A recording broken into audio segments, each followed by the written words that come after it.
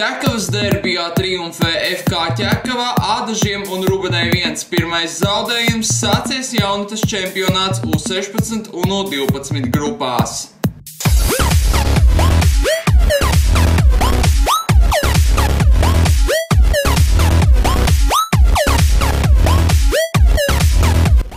Esiet sveicināti, dārgie klausītāji, nedēļā, kad visa pasaules florbola sabiedrība seko līdz pasaules vīriešu florbola čempionātam, kurā, kā zināms, piedalās arī Latvijas florbolisti. Jūs klausāties Floorball News W podcastu, un tuvāko minūšu laikā mēs atskatīsimies uz nedēļas notikumiem sieviešu florbolā Latvijā un pasaulē.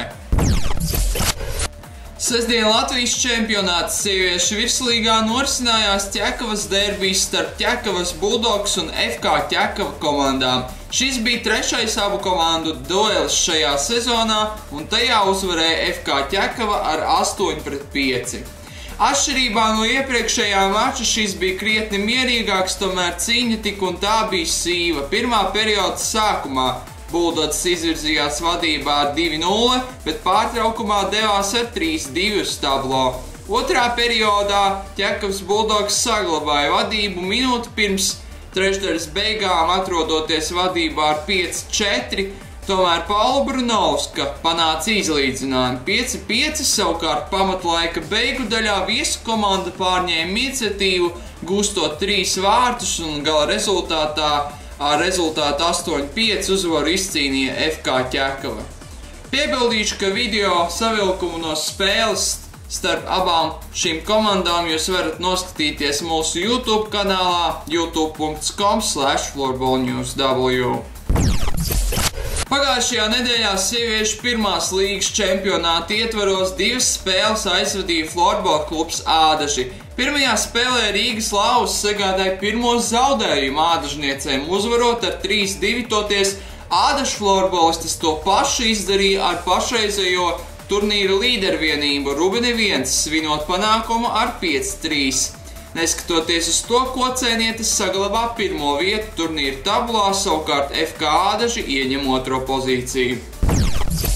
Aizvadītās nedēļas nogalē sākās jaunatnes čempionāts meiteņu U12 un U16 grupās. Katrā no komandām šosezon startē 4 komandas. Jaunāko meiteņu vidū vislabāk veicies Rubenes florbolistēm, kuras ar 9-0 atstāja sausā Ķekavas Bulldogus, kā arī daudzas ar 14-0, savukārt pret Rīgas Lauvām kocēnietes izcīnīja pārliecinošu uzvaru ar 9-4.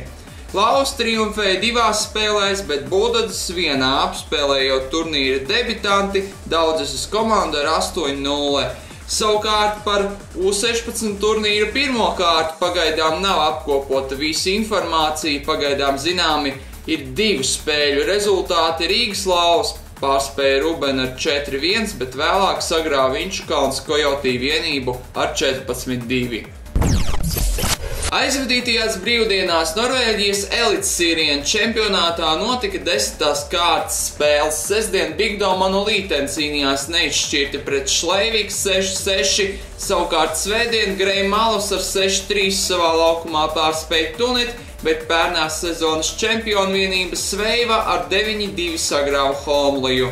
Pēc aizvadītām 10 spēlēm Sveiva ar 20 punktiem ieņem pārliecinošu pirmo vietu, apsteidzot tuvākās sekotājas no Sleivika par 9 punktiem. Savukārt 3. pozīcijā ar 10 punktiem ierindojusies Homlija. Tas arī viss, ko vēlējāmies pastāstīt. Atlicis vien ielūkoties šīs nedēļas notikumos. Šopiektdien Rīgas Olimpiskajā centrā notiks sieviešu virslīgas spēle, kurā RSU mērosies spēkiem ar kocēnu Rubeni. Turpināsies sieviešu pirmās līgas čempionāts piektdien savā starpā noizkrustos Krustpils un Kojotī, bet sestdien Ķekavas Bulldogs un Irlava Tūkums florbolistes. Svētdien sāksies jaunatnes čempionāts MU18 grupā, kurš šosezon solās būt interesants, jo tajā pēc 3 sezonu pārtraukumu piedalīsies 5 komandas – Inčukalnes Kojotī, Ķekavas Bulldogi, Rīgas Lauvas, Rubene un FS Masters Blindsēju.